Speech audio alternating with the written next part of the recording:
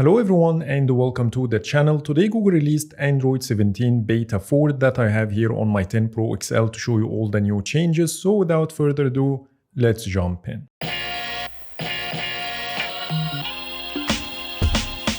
Starting with the update size and build number, I didn't get the OTA on my 10 Pro XL, so I will show you this information on the 9 Pro XL. The update size is 1.01 gigabytes and the build number is CP21.260.330.008. And now let's take a look at the new features. Beta 4 doesn't come with any new changes in the lock or home screen, so I will jump right away to the recent apps screen, and here we got two new changes.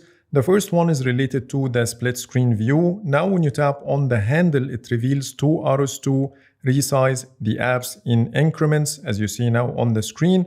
And once you reach the smallest size and then tap on the handle one more time, the arrow next to the smaller app turns into an X, which will allow you to quickly close it like this. The second change, when you select any image from the recent apps screen, you will see this new save option that will allow you to save it to your gallery. And here's a side-by-side comparison with Beta 3 that doesn't have the same save option. Moving to the quick settings and notifications shade, we got the same exact changes I talked about in my Canary 2604 video.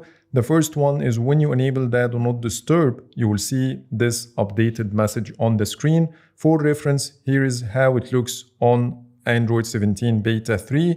Not only this, but when you dismiss all the notifications like this, you will also see a different message with a new icon. We also got the same updated expand animation for the quick settings style. You will see a little bounce here at the end of the animation. For reference, here's how it looks on Beta 3.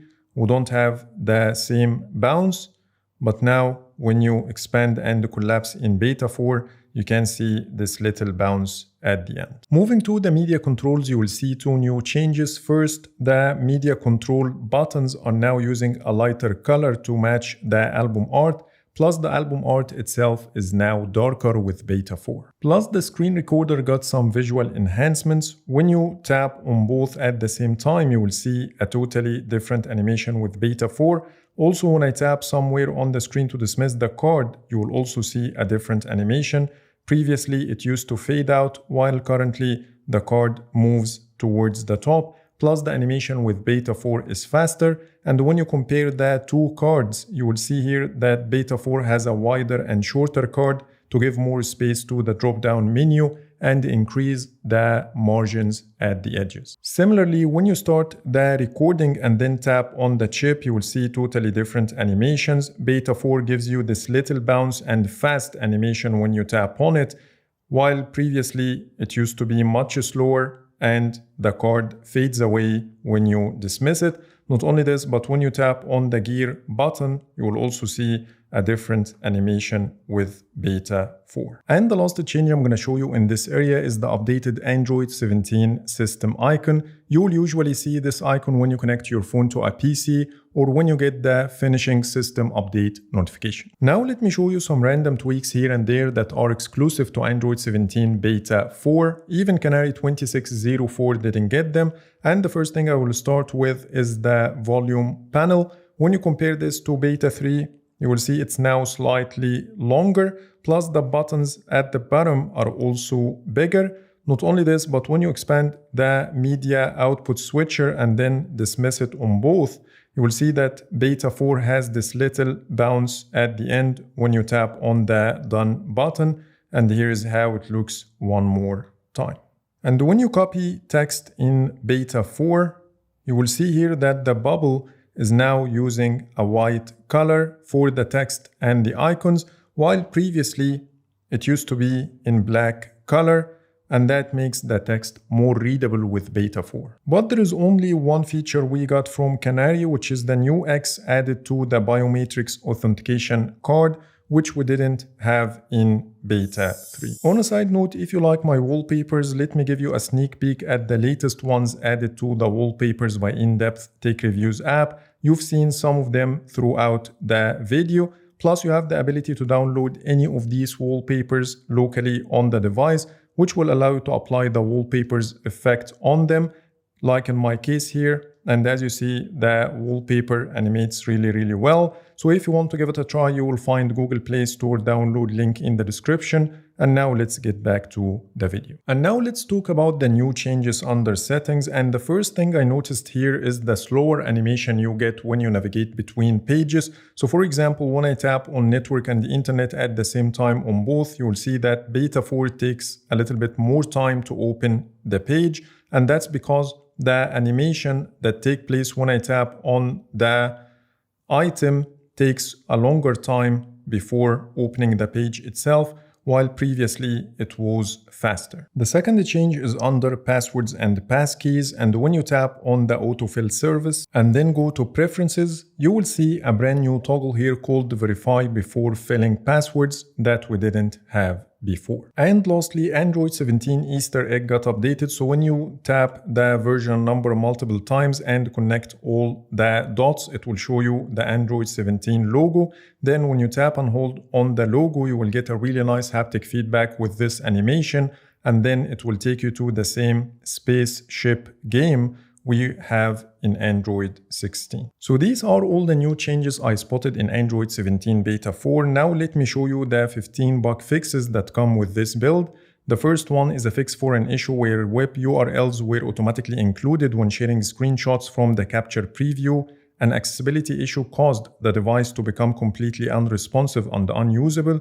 An issue where the media control widget could disappear or fail to navigate between multiple active media sessions. An issue where Dream services failed to correctly process key events, trigger keycard bouncer prompts, or execute service lifecycle callbacks. An issue that prevented users from successfully downloading and applying cinematic or local weather wallpaper effects. An issue where the device would freeze and spontaneously restart while typing in messaging applications. A critical system instability issue that causes the device to hang and crash during normal usage. An issue causing devices to experience significantly reduced charging speeds when approaching the 80% battery limit. A rendering issue that caused multicolored horizontal lines to randomly obscure the device display. Pulling down the notification drawer while a feedback report is in progress can cause a system UI crash and device freeze. Critical system components including Pixel Launcher and navigation may crash or become unresponsive for several minutes after a device reboot. An accessibility issue that prevents users from properly interacting with apps after minimizing and returning to a split-screen view.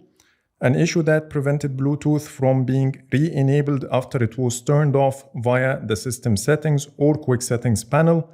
Notifications marked with set silent may unexpectedly play alert sounds on Android 16 when multiple notifications are present in the shade. And finally, Wi-Fi analyzer applications fail to detect any available Wi-Fi signals, preventing network scanning and signal monitoring. Now let me share my experience with the performance and the stability of Android 17 Beta 4 while filming the video, and I gotta say I really enjoyed Android 17 Beta 4 because the scrolling is really nice, the animations are much better, and the number of bugs are much less. So you are getting a much better experience when you compare it to Android 17 Beta 3. And when it comes to my Geekbench scores, there is no massive improvement. It's about the same as the previous numbers I got in March and Feb. I have here 6058 for the multi-core and 2304 for the single core. And the same applies to the GPU. I got 4732 up from 4701 in March 27th. So it's pretty much the same in the numbers, but you're gonna feel a more seamless experience. So that's pretty much it for today. These are all the new changes I wanted to show you in Android 17 Beta 4. Please let me know in the comments if I missed anything. But for now, thanks so much for watching and see you in the next video.